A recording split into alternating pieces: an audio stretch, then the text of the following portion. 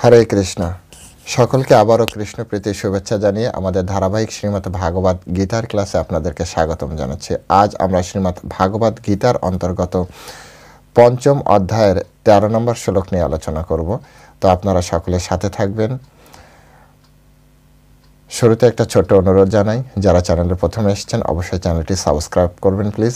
আর ভালো লাগলে ভিডিওটি লাইক করবেন এবং আপনার বন্ধু বান্ধব আত্মীয় স্বজনদের মধ্যে এই জ্ঞানটি প্রচারের জন্য তাদের কাছে পাঠিয়ে দেবেন। হতেও পারে এই জ্ঞানের এই কথার মধ্যে কোনো একটি কথা তার জীবনকে বদলে দিয়ে শুদ্ধ সাত্ত্বিক স্তরে নিয়ে আসতে সহযোগিতা করতে পারে। তো চলুন শুরু করি। নমো ওম বিষ্ণুপাদায় কৃষ্ণপ্রেষ্ঠায় ভূতলে শ্রীমতে ভক্তিবেদান্ত স্বামিনীতি নামিনে নমস্তে সরস্বতী দেবী গৌরবাণী প্রচারিণে নির্বিশেষ শূন্যবাদী পাশ্চাত্য দেশতারিণে বাঞ্ছা কল্পতরুর্ভশ্চ কৃপা সিন্ধু ব্যবচ পতিতানাং পাবনেভ্যো বৈষ্ণবেভ্যো নমো নমঃ। জয় অনন্ত কোটি বৈষ্ণববৃন্দ কি জয়, শিল প্রভুপাদ কি জয়, শ্রীমদ্ ভাগবত গীতা শ্রবণকারী ভক্তবৃন্দ কি জয়, নিতাই গৌর সীতানাথ প্রতি প্রেমানন্দে হরি বল। হরে কৃষ্ণ। ওম নমো ভগবতে বাসুদেবায়। ওম নমো ভগবতে বাসুদেবায়। ওম নমো ভগবতে বাসুদেবায়। শ্রীমদ্ ভাগবত গীতা পঞ্চম অধ্যায় শ্লোক নম্বর 13। সর্বকর্মাণি মনসা সমনস্বস্তে সুখম বসি নবোদারে পুরে দেহি নৈব কুর্বন্ন কারয়ন। সর্বকর্মাণি মনসা সমনস্বস্তে সুখম বসি নবোদারে পুরে দেহি নৈব কুর্বন্ন কারয়ন। হরে কৃষ্ণ। তো এখন আমরা এই সংস্কৃত শ্লোকের শিল প্রভুপাদ কর্তৃক যে বাংলা ভাষানুবাদ দেওয়া হয়েছে সেই ভাষানুবাদ আমরা শ্রবণ করব। অনুবাদ: বাহ্যে সমস্ত কার্য করেও মনের দ্বারা সমস্ত কর্ম ত্যাগ করে জীব নবদার বিশিষ্ট দেহরূপ গৃহে পরম সুখে বাস করে থাকেন। তিনি নিজে কিছুই করেন না এবং কাউকে দিয়েও কিছু করান না। আরেকবার পড়ছি। বাহ্যে সমস্ত কার্য করেও মনের দ্বারা সমস্ত কর্ম ত্যাগ করে জীব নবদার বিশিষ্ট দেহরূপ গৃহে পরম সুখে বাস করতে থাকেন। তিনি নিজে কিছুই করেন না এবং কাউকে দিয়ে কিছু করানো না। হরে কৃষ্ণ। জয় শিল প্রভুপাদ কি জয়। তো এখন আমরা শিল প্রভুপাদ কর্তৃক এই শ্লোকের উপরে যে তাৎপর্য দেওয়া হয়েছে, যে ভাষ্য দেওয়া হয়েছে, সেই ভাষ্যের আলোকে এবং শিল প্রভুপাদেরও ঊর্ধ্বতন কর্তৃপক্ষ বিশেষ শ্রী বলদেব বিদ্যাভূষণজি এবং বিশ্বনাথ চক্রবর্তী ঠাকুর, তো ওনারা এই বিষয়ে ওনাদের ভাষ্য কি, হ্যাঁ, সেই বিষয়ের সার সংক্ষেপ আমরা আলোচনা করার চেষ্টা করব। সহজে কিভাবে বোঝা যায় সেই বিষয়টি আমরা এখানে দেখার চেষ্টা করব। তো এখানে খুব সহজভাবে এখানে দেখুন, এখানে শ্লোকটি প্রথমে আপনারা দেখুন, হ্যাঁ, যে বলছে যে সর্বকর্মাণি মনসা, সর্বকর্মাণি সমস্ত কর্ম, এবং মনসা মানে হচ্ছে মনের দ্বারা, সমনস্য ত্যাগ করতে হবে।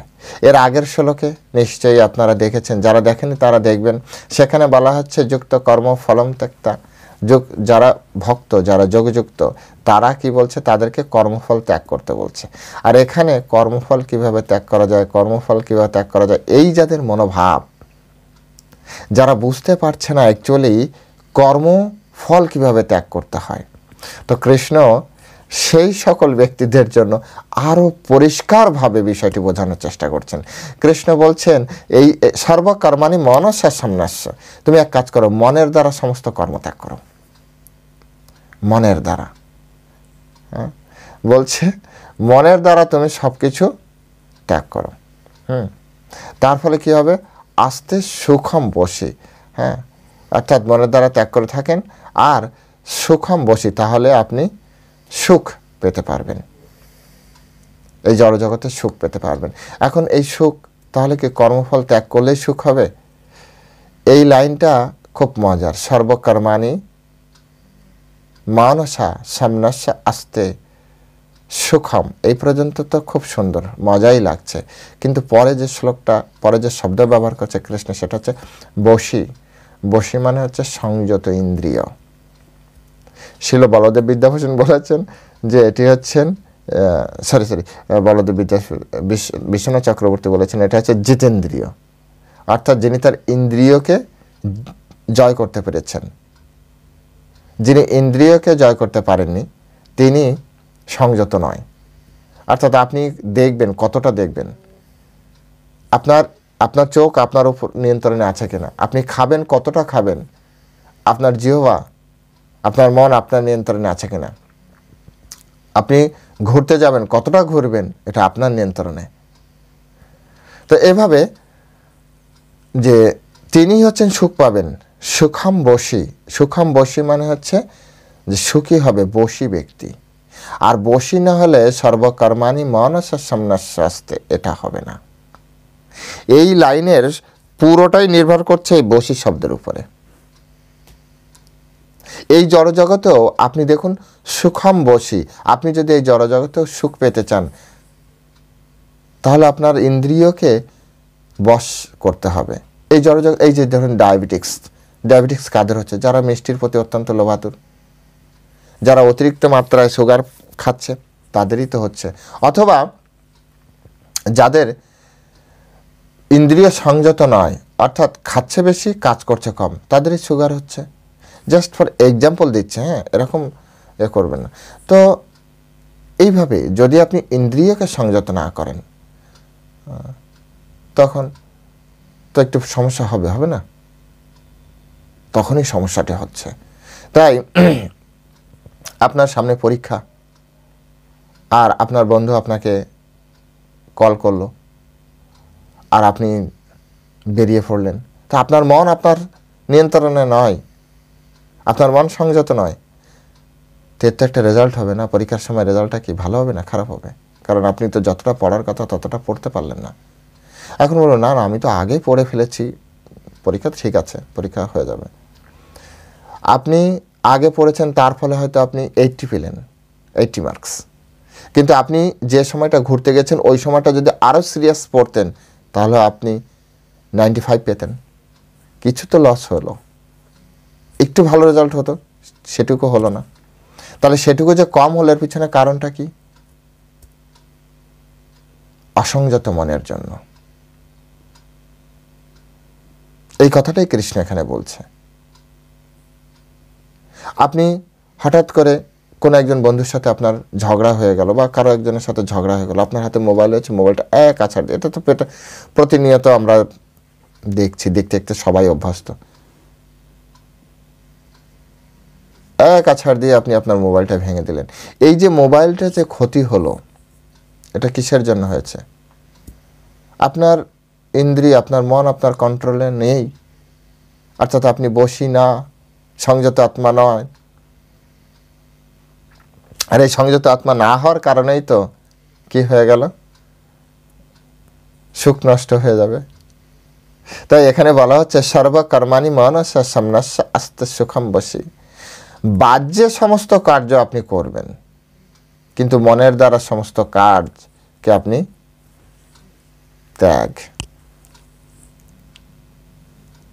হ্যাঁ, পারা যাবে না। এটি হচ্ছে সত্য। কিন্তু এটি করার আগে আপনাকে জানতে হবে যে আপনি এই দেহ নন, আপনি আত্মা। অনেক কিছু এর আগে যা যা বলেছে না, সেইগুলোর উপরে এসে আপনাকে বলছে বসি।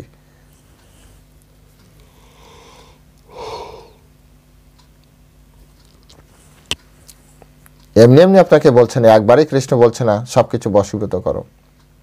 এটা তো সহজ পন্থা নয়। ইন্দ্রিয়কে সংযত করা, বড় বড় মহান যোগী তারা পর্যন্ত মাঝে মাঝে ইন্দ্রিয় অসংযত হয়ে যায়। এটা দীর্ঘ প্রচেষ্টা প্লাস সাধুগুরু বৈষ্ণবের আশীর্বাদ দরকার। যদি সাধুগুরু বৈষ্ণবের আশীর্বাদ আমার আপনার উপরে থাকে তবে যে আপনি আমাদের ইন্দ্রিয়কে সংযত করতে পারবো। নিজের প্রচেষ্টা কতটা কাজ করতে পারে? 5%-এর মতো কাজ করতে পারে। তার বেশি নয়।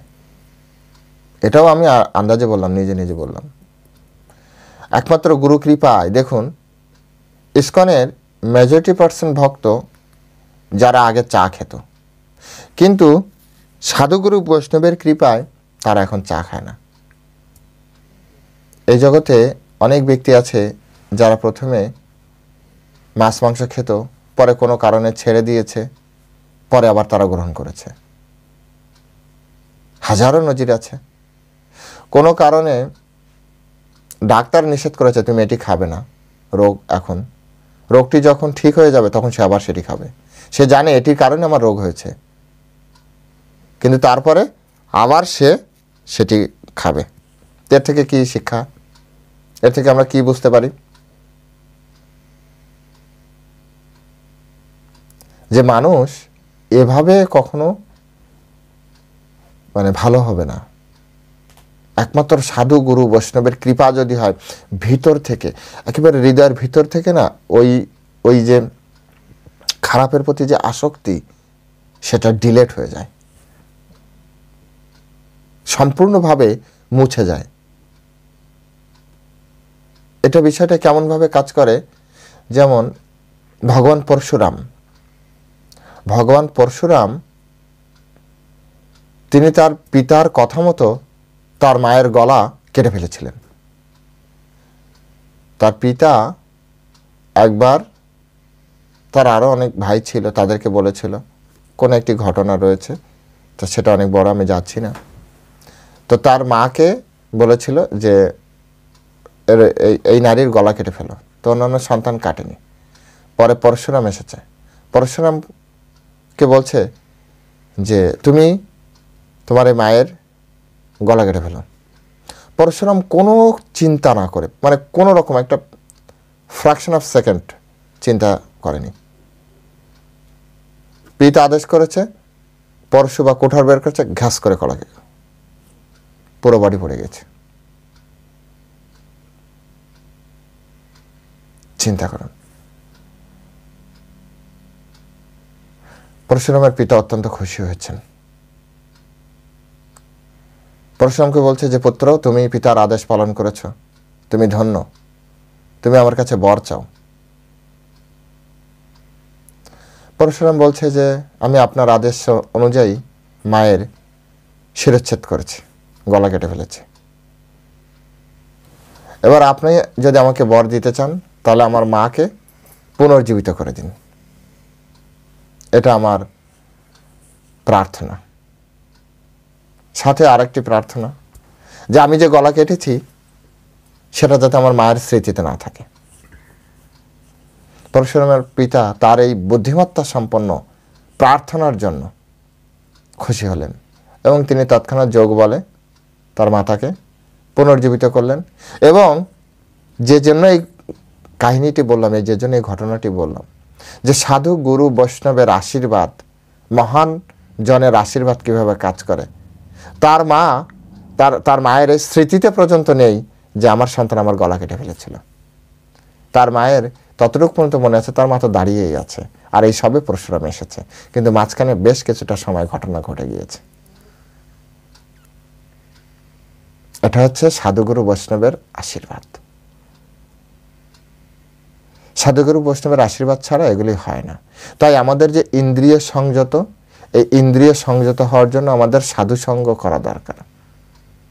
সাধু সঙ্গের মাধ্যমে শাস্ত্র জ্ঞান আস্বাদন করা দরকার। শাস্ত্র জ্ঞান আস্বাদনের মাধ্যমে, সাধু সঙ্গের মাধ্যমে আমাদের কি হবে? আমাদের জীবনের যে অনর্থগুলি আছে সেগুলো নিবৃত্তি হবে। সাধু সঙ্গে হইতে হয় শ্রবণ কীর্তন, শ্রবণ কীর্তন হইতে অনর্থ নিবৃত্তন। এই অনর্থগুলো চলে যাবে, আর যখন অনর্থ নিবৃত্ত হবে তখন আমাদের এই ভক্তিভাব জাগ্রত হবে, আর ধীরে ধীরে আমাদের ইন্দ্রিয়গুলো সংযত হবে। তখন আপনার সামনে চা থাকলেও আপনি বলবেন না, এটা আমার খাওয়ার জন্য নয়। এই জড়জগতে তো অনেক কিছু আছে, পড়ে আছে, সবকে আমাকে খেতে হবে? অনেক পোকামাকড়, অনেক প্রাণী আছে না যারা পাতা খায়, এর মানে আমাকেও যে সেই পাতা খেতে হবে এমন তো নয়। অনেক প্রাণী আছে মলমূত্র খাচ্ছে, তার মানে আমাকে এই মলমূত্র খেতে হবে এমন তো নয়। হ্যাঁ,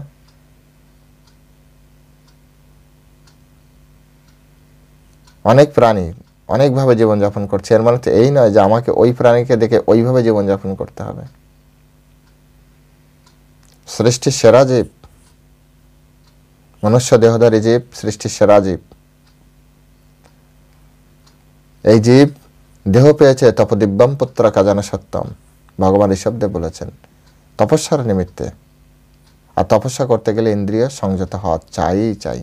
কৃষ্ণ এখানেই সেটি বলছেন যে তুমি বাহ্যে যদি কর্ম করতেও হয় করো, কিন্তু মন থেকে তুমি নিষেধ করবা, মানে ত্যাগ করো। সংন্যাস্য আস্তে, তুমি মন থেকে ত্যাগ করার চেষ্টা করো। মনস্য সংন্যাস্য আস্তে, অর্থাৎ মন থেকে ত্যাগ করেন। সর্বকর্মাণি, সমস্ত কর্ম করেও, এবং তখন আপনার সুখ প্রাপ্তি হবে। আর এই কাজগুলি প্রাপ্তির জন্য আপনাকে বশী অর্থাৎ সংযত ইন্দ্রিয় হতে হবে। ইন্দ্রিয় সংযতর কত গুরুত্বপূর্ণ, এখানে এই বশী শব্দটা অত্যন্ত গুরুত্বপূর্ণ। বলদেব বিদ্যাভূষণ তো শুরুই করেছে বশী দিয়ে।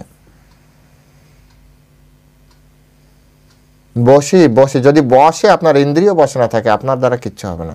আপনি প্রতিদিন কারো না কারো দ্বারা দুঃখ প্রাপ্তি করবেন, একেবারে লিখিত পড়িত, যদি আপনার ইন্দ্রিয় আপনার বসে না থাকে। তো ইন্দ্রিয়কে বশ করতে হবে।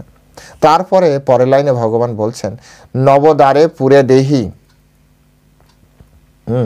নবদ্বারে পুরে, এখানে নবদ্বার অর্থাৎ আমাদের শরীরের 9টি ছিদ্র আছে, 2টি চোখ, 2টি কান, হ্যাঁ, নাকের 2টি ছিদ্র, মুখ একটা, এটা 3 দুগুণে 6 আর একটা 7, আর নিচে আছে 2টি ছিদ্র, উপস্থ আর পায়ু। হ্যাঁ, এই 7 আর 2 9, টোটাল এই নব দ্বার বলা হয়, শরীরের 9টি দ্বার। হ্যাঁ, এই নবদ্বারকে একটা পুরে মানে হচ্ছে পুর, নগরের সাথে তুলনা করা হচ্ছে। এটা রূপক অর্থে ব্যবহৃত, জাস্ট বোঝানোর জন্য বোঝানো হচ্ছে। যেখানে দেহি মানে দেহধারী জীব যে শরীরে বা যে নগরে বসবাস করেন, অর্থাৎ এই শরীর একটা নগরী, যার মধ্যে আত্মা দেহি এই নগরে বসবাস করছেন। এবং নৈব কুরবান, এই দেহি সম্পর্কে বলা হচ্ছে, অর্থাৎ এই শরীরের ভিতরে যে আত্মা বসে আছে, অনেকে বলে না আত্মায় খেতে চাচ্ছে, খাবো না, তাদের জন্য এই শ্লোকটি। আত্মায় খায় কি না খায় ভালো করে বুঝুন। বলছে নৈব কুরবান, সে কিছুই করে না, না কারায়ন, কোনো কিছু করান, অর্থাৎ আত্মা না কিছু করে না কিছু করান। তো খাবে কি করে, আত্মা চাইবে কি করে? আত্মা কিছুই চাইছে না। অর্থাৎ এটা হচ্ছে দেহর প্রবৃত্তি। আচার্যদের ভাষায় যদি বলি, জলের সাথে জলে মিশে আপনা, তেলে জলে মিশাইলে কভু তো মিশে না। জল জলের সাথে মিশবে, তেল তেলের সাথে মিশবে, তেল আর জল মিশালে মিশবে না। যেহেতু পঞ্চভৌতিক শরীর, তাই পঞ্চভৌতিক সুখ আস্বাদনের জন্য পঞ্চভৌতিক তত্ত্বের সাথে যুক্ত হওয়ার আপ্রাণ চেষ্টা চালায়। এটা হচ্ছে স্বাভাবিক গতি। সাধুরা যেভাবে জীবনযাপন করছে, এটা হচ্ছে অস্বাভাবিক গতি, অর্থাৎ স্রোতের বিপরীতে চলা, সময়ের বিপরীতে চলা। যেমন কলিযুগে ভাগবতমে লেখা আছে, এই যে ভাগবতমের কলিযুগের পাঠ চলছে, শুনবেন আপনারা, সেখানে স্পষ্ট করে লেখা আছে যে কলিযুগের সাধারণ স্বভাব কি। যত ধরনের বদ গুণা মানে খারাপ গুণ আছে, সেটা কলিযুগের স্বাভাবিক স্বভাব। কিন্তু এই সাধারণ বিষয় থেকে সাধুরা নিজেকে সরিয়ে নিয়ে আসতে চান। সময়ের অনুপযোগী যে কর্ম, সেই কর্ম তারা করছে না। কলিযুগে মাছ মাংস গ্রহণ করবে, মিথ্যা কথা বলবে, চুরি করবে, ডাকাতি করবে, এটা হচ্ছে স্বাভাবিক নেচার, এটা যুগের প্রভাব। যেমন শীতের প্রভাবে এই যে টুপি পরেছে, যদি গরম হতো আমি পরতে পারতাম? চাদর পরেছে, এটা হচ্ছে শীতের প্রভাবে আমি এই বস্ত্র ধারণ করেছি, এটা স্বাভাবিক প্রবণতা। কিন্তু সাধু এই স্বাভাবিক প্রবণতার বিপরীতে কর্ম করছেন। শাস্ত্রে যেগুলিকে নিষিদ্ধ করা হয়েছে কলিযুগের জন্য, যেগুলো নিষিদ্ধ হয়েছে কলিযুগে সেগুলি হবে, সেই জন্যই তো নিষেধ করা হয়েছে। সাধুরা শাস্ত্রকে ধারণ করে আছেন।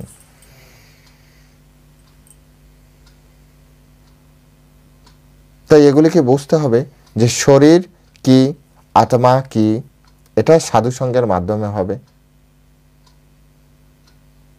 তো আত্মা কোনো কিছু করেন না, এটা হচ্ছে দেহের স্বাভাবিক প্রবণতা, দেহের স্বাভাবিক প্রবণতা। আত্মা আলাদা তত্ত্ব। যেমন গাড়ি, শিলা প্রভুপাদ উদাহরণ দিতেন যে একটা গাড়ি এবং ড্রাইভার যেমন আলাদা, গাড়ির খাবার আলাদা, ড্রাইভারের খাবার আলাদা। গাড়ি, ড্রাইভার ছাড়া গাড়ি চলবে না, আবার গাড়ি ছাড়া ড্রাইভারও চলতে পারবে না। কিন্তু এই দুজনের খাবার এক নয়। গাড়িকে পেট্রোল দিয়েছেন বিধায় তাকে পেট্রোল দেবেন, তা হবে না, দুজনের খাবার আলাদা। তাই এখানে নবদ্বারে পুরে দেহি, এখানে শরীরকে নবদ্বারের সাথে তুলনা করা হচ্ছে। আগেই বলেছি রূপক শব্দ, যারা বাংলা গ্রামার বা বাংলা ভাষা সাহিত্য বোঝেন তারা বোঝেন রূপক কোন অর্থে ব্যবহৃত হয়। রূপক অর্থে ব্যবহৃত হয়েছে যে শরীর আলাদা, আত্মা আলাদা।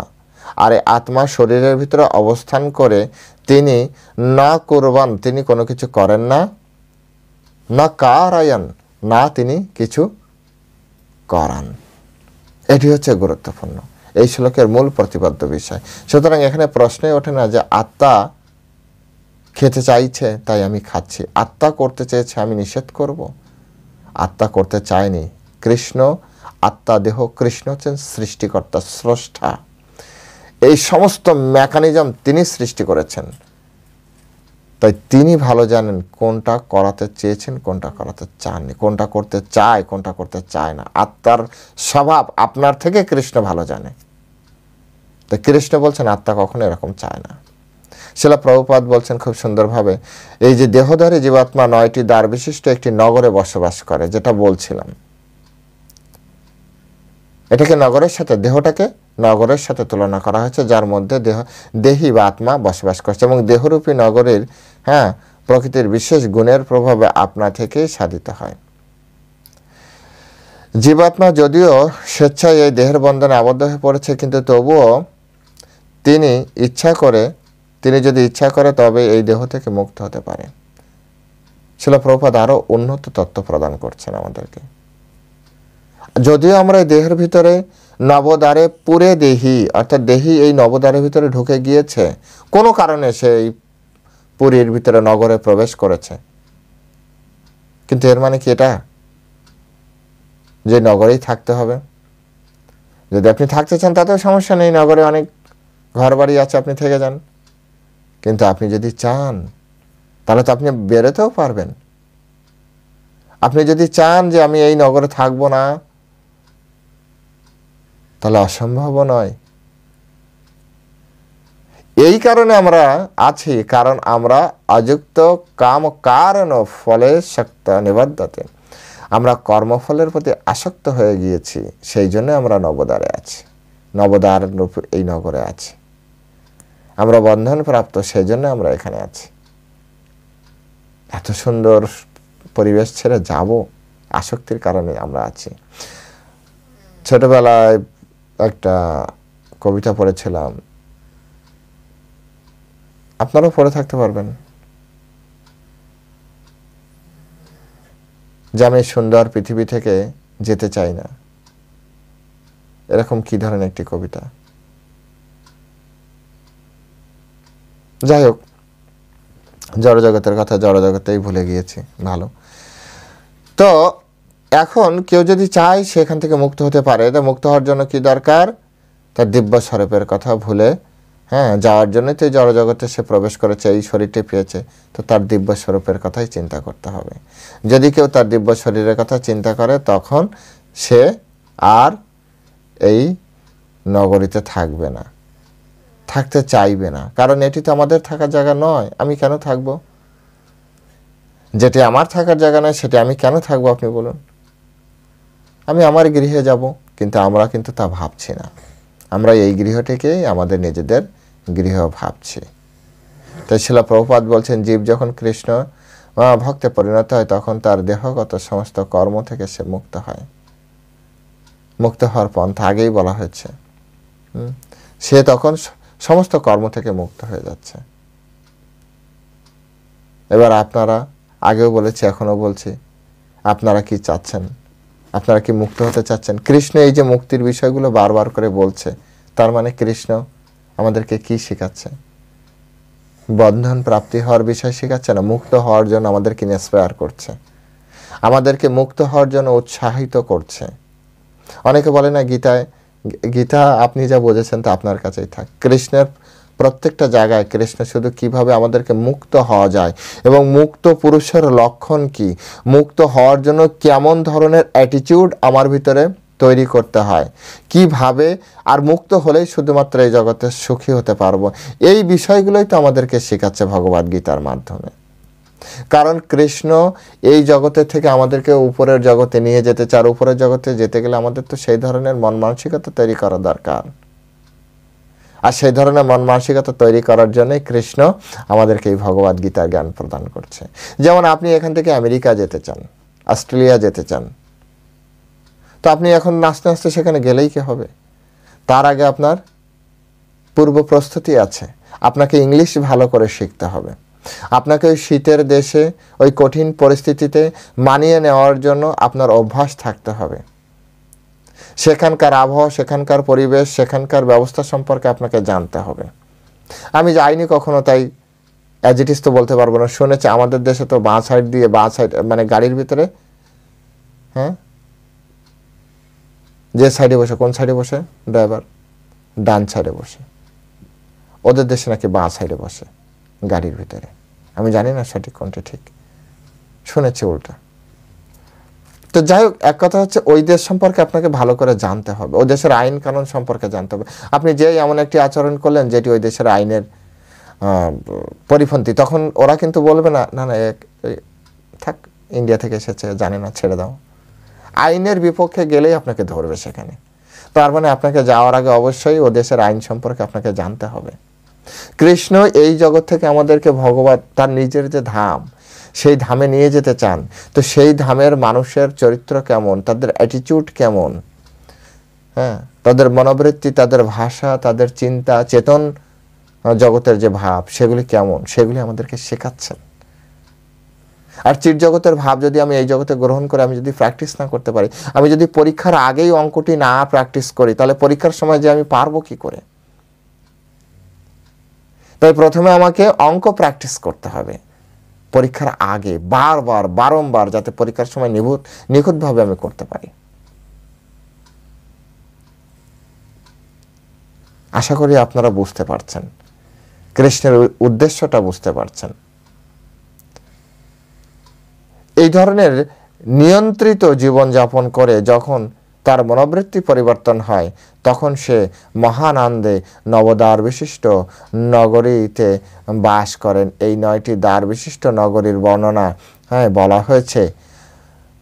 নবদ্বারে পুরে দেহি হংস লীলায়ত বহিম বসি সর্বস্ব লোকস্য স্থাবরস্য চরস্য।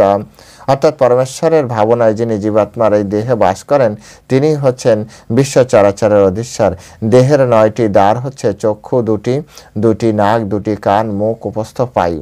এবং বদ্ধ অবস্থায় জীব তার দেহকে তার স্বরূপ বলে পরিচয় দেয়, কিন্তু সে যখন অন্তরের অধিষ্ঠিত পরমাত্মার সঙ্গে তার পরিচয় খুঁজে পায়, তখন দেহে থাকলেও সে পরমাত্মার মতোই মুক্ত হয়। এটা শ্বেতাশ্বর উপনিষদের কথা, শিল প্রভুপাদ কত সুন্দরভাবে কোট করেছে।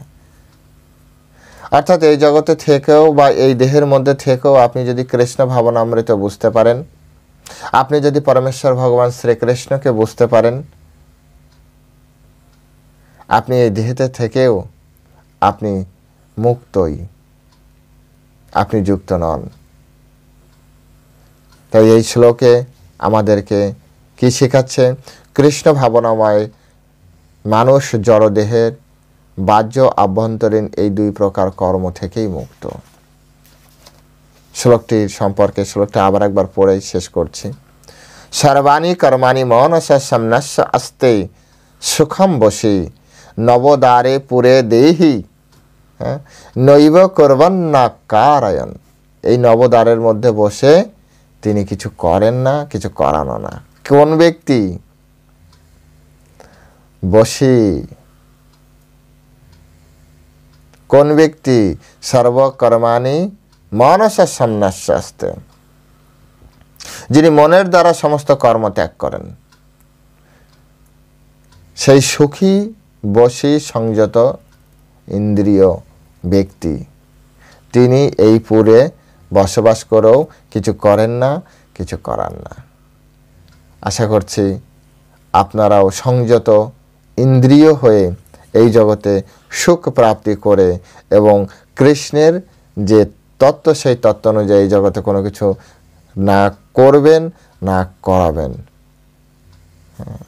অর্থাৎ আপনি বাহ্যে সব কিছু করবেন, কিন্তু মন থেকে সব কিছু বাদ দিতে হবে। তো সকলে ভালো থাকবেন। হরে কৃষ্ণ। যেতে যেতে ছোট্ট একটি অনুরোধ করি আবারও, যারা নূতন এসছেন, কথাগুলি ভালো লাগলে বা আপনি যদি এই ধরনের ভগবদ গীতার ক্লাস প্রতিনিয়ত চান, তাহলে অবশ্যই চ্যানেলটি সাবস্ক্রাইব করুন এবং আপনার সেই সকল বন্ধুদের কাছে এই ভিডিওগুলি পাঠিয়ে দিন যারা এই ভিডিওগুলি শুনতে চায়, যাদের চেতনার পরিবর্তন করতে চায়, যারা সুখী হতে চায়, যাদের ইন্দ্রিয়, যাদের মন সংযত করতে চায়, তাদের কাছে পাঠিয়ে দিন। সকলে ভালো থাকবেন। হরে কৃষ্ণ। জয় শ্রীল প্রভুপাদ কি জয়।